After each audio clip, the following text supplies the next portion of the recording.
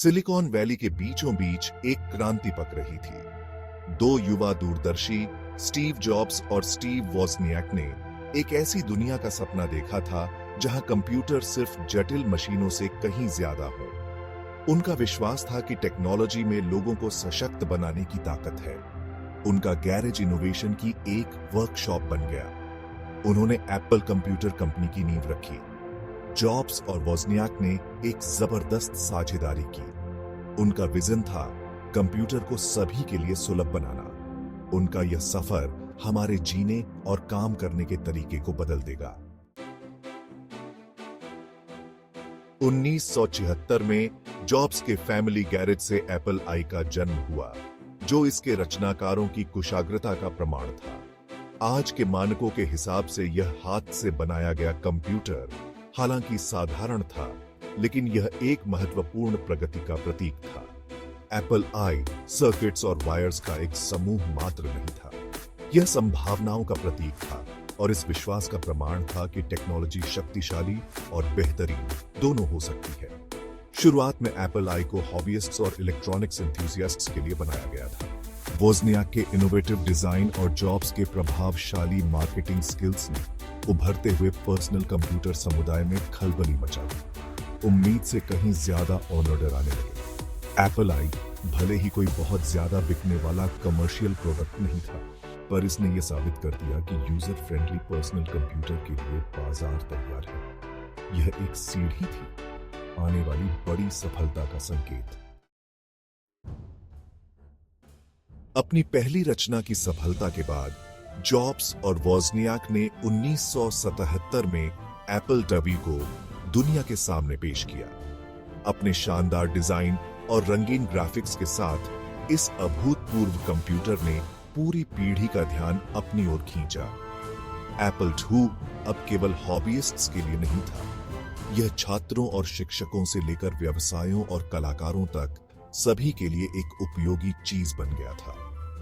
Apple II के साथ ही Apple computer company एक गैरेज स्टार्टअप से आगे बढ़कर तेजी से बढ़ते हुए पर्सनल कंप्यूटर उद्योग में एक प्रमुख कंपनी बन गई। एप्पल II का यूजर फ्रेंडली ऑपरेटिंग सिस्टम और पहला स्प्रेडशीट प्रोग्राम विज़िकाल्क जैसे बेहतरीन सॉफ्टवेयर चलाने की इसकी क्षमता ने इसे व्यवसायों और व्यक्तियों दोनों के लिए जरूरी बना दिया। दुनिया इसे देख रही थी और एप्पल सबसे आगे था।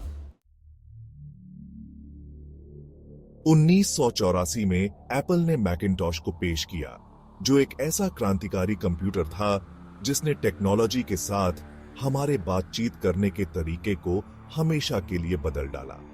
अपने सहज ग्राफिकल यूजर इंटरफेस और माउस से लैस मैकिन्टॉश ने आम लोगों के लिए भी कंप्यूटिंग को सुलभ बना दिया।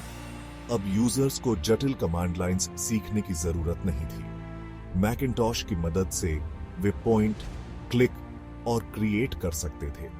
मैकिन्टॉश सिर्फ एक कंप्यूटर से कहीं बढ़कर था। यह एक स्टेटमेंट था। यह इस बात का स्टेटमेंट था कि टेक्नोलॉजी खूबसूरत, समझने में आसान और मजेदार भी हो सकती है।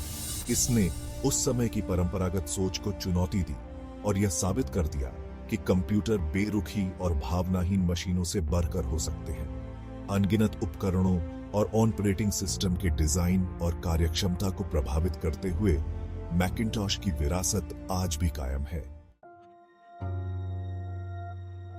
भाग 5, बदलाव और चुनौती का दौर। 1980 के दशक के आखिर और 1990 के दशक की शुरुआत एप्पल के लिए बहुत ज्यादा बदलाव और चुनौती का समय था। अंदरूनी क्लेश और बढ़ती प्रतिस्पर्धा की वजह से बाजार में इसकी हिस्सेदारी कम होने लगी। कंपनी के दूरदर्शी लीडर स्टीव जॉब्स ने 1985 में एप्पल को छोड़ने और नए उपक्रमों पर ध्यान केंद्रित करने का कठिन फैसला लिया। इन चुनौतियों के बावजूद एप्पल ने नए प्रोडक्ट लॉन्च करके और मौजूदा प्रोडक्ट को बेहतर बनाकर इनोवेट करना जारी रखा। कंपनी को माइक्रोसॉफ्ट के विंडोज ऑपरेटिंग सिस्टम से कड़ी प्रतिस्पर्धा का सामना करना पड़ा, जो पीसी बाजार में सबसे ज्यादा इस्तेमाल किया जाने वाला ऑपरेटिंग सिस्टम बन चुका था। हालांकि एप्पल इनोवेशन, डिजाइन और बेहतरीन यूजर एक्सपीरियंस के अपने मुख्य मूल्यों पर अडिग रहा।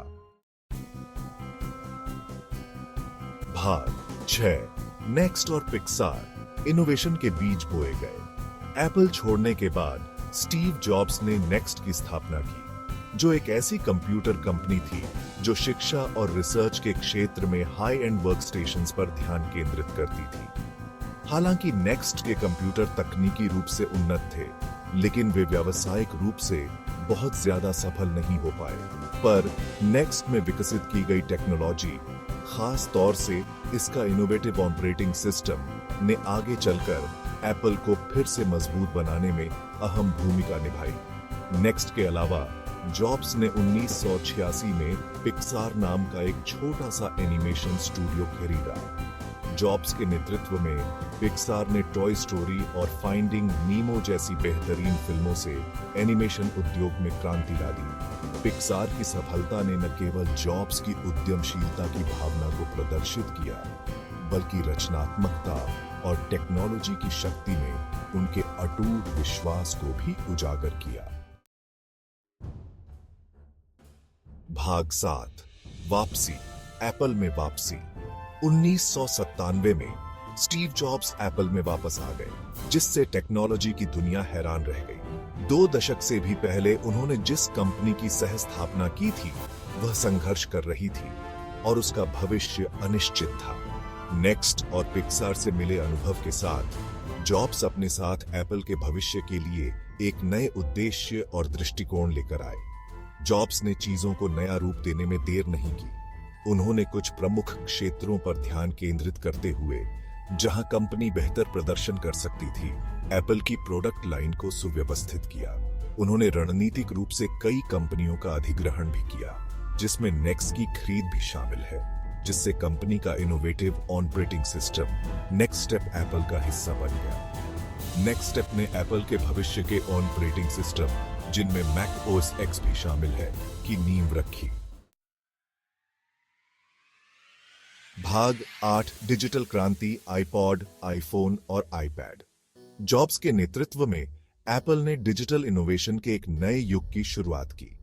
आईपॉड ने हमारे संगीत सुनने के तरीके को बदल डाला, जिससे हमारी जेब में हजारों गाने ले जाना आसान हो गया। 2007 में एप्पल ने आईफोन की शुरुआत के साथ एक बार फिर से बाजी पलट दी। इस डिवाइस ने मोबाइल फोन, इंटरनेट कम्युनिकेटर और आईपॉड के फीचर्स को संयोजित किया। आईफोन की सफलता के बाद एप्पल ने 2010 में आईपैड को रिलीज किया। आईपैड काम, शिक्षा और मनोरंजन के लिए एक अनिवार्य उपकरण बन गया है। भाग 9, इनोवेशन की एक विरासत, एप्पल आज एप्पल दुनिया की सबसे मूल्यवान और प्रभावशाली कंपनियों में से एक है।